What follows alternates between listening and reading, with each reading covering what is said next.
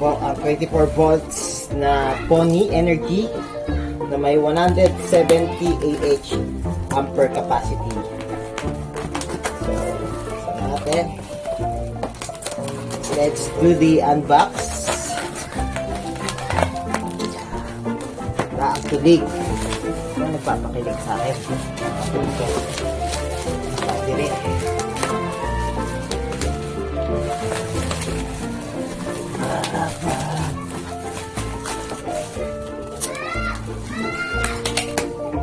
Yeah! Unboxing. Medyo pricey ang battery ng solar, guys.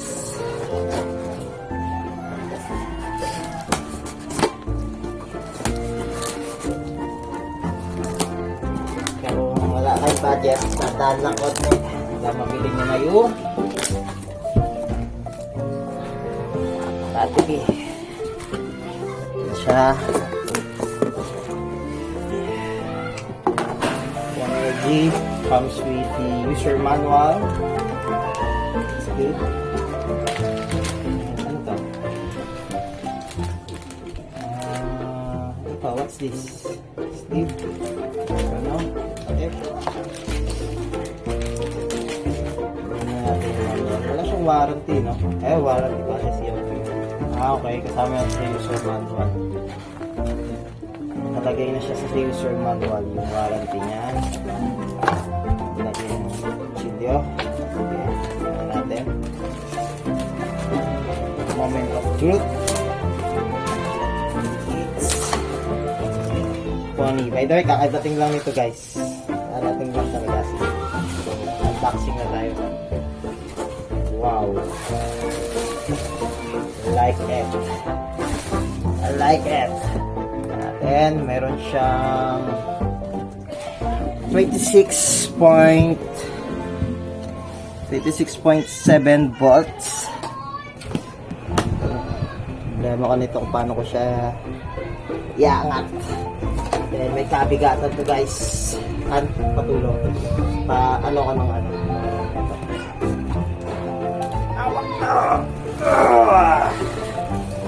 Yeah! Bigat, guys. Alright. Finished. Brand new, guys. 25.6 volt, 170 Ah. So, 26.3 volts. And ito yung nut niya. Yep. Kapit. Ang purpose nito.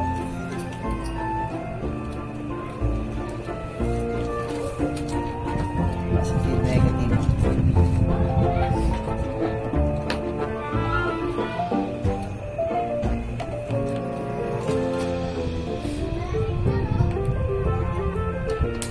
Positive, negative. Saya mo na yung manual.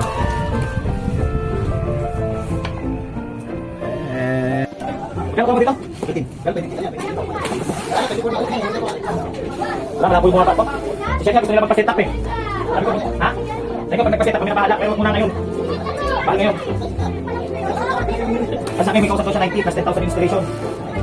Oh, pero ano lang yun ha? Parang pilit ko kapalang yun eh. Ang siguro yun. Sabi yung 100k mo, kaya naman kayo ng buong bahay niyan. Pero kung natin, basta sabi ko basta wag muna ngayon. Kapit ko ba?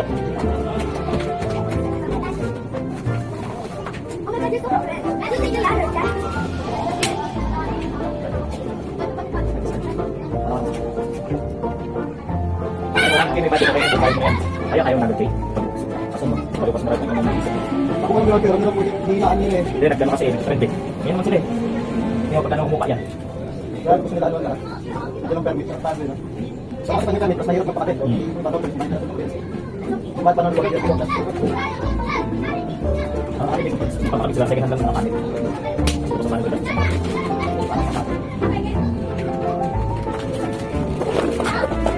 Kaya nakaligid pa na ako. Gumawa kasi ako GC ng brand ng Mami, ako dami bigay. Kaya ba dito? Kaya ito? Okay, type? Ano max niya? pero hindi mo pwede i-max yan. Ito yung anik mo. Ito yung anik mo.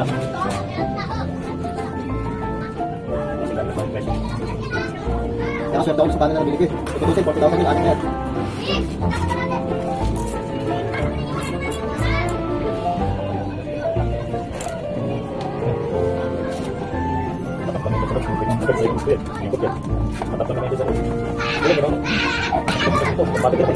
Tapos ano yung 8 pieces yan eh. 8 pieces na lang.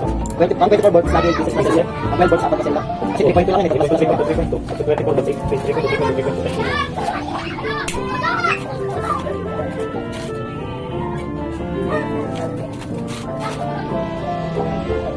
Ang touch niya ilan? Ilan ang touch niya? 26 point ano? 3.2? 3.5?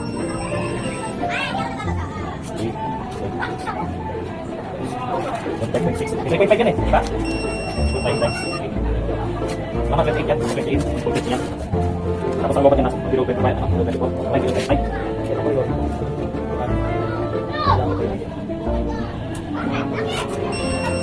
Sorry ka, kasi matagpusta.